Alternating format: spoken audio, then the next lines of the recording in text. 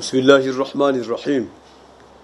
الحمد لله الذي فضل شهر رمضان على سائر الشهور، والصلاة والسلام على سيدنا محمد على ممر الدهور، وعلى آله وصحبه إلى يوم البعث والنشور.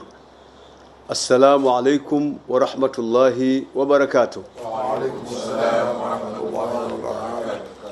Ndugu Waislamu, nachukua nafasi hii kuwatangazia Waislamu wote nchini kuwa nimepokea taarifa za muandamo wa mwezi wa Ramadhani kutoka katika maeneo mbalimbali nchini, lakini pia kutoka katika nchi jirani ya Kenya, maeneo ya Lamu na wenzetu wa Zanzibar, vile vile ofisi ya Mufti Zanzibar. Nimepokea taarifa kuandama kwa mwezi. Hivyo basi nauthibitisha na nimeuthibitisha mwezi wa Ramadhani kwamba umeandama, na habari nimezipata kutoka kwa watu waaminifu wasiokuwa na wasiwasi wowote.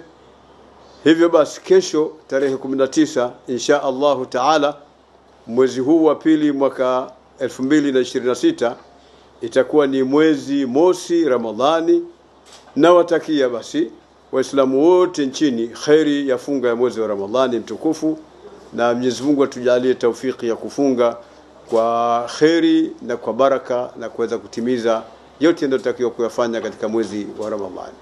Wassalamu alaikum wa rahmatullahi wa barakatuh. Wa alaikum assalam.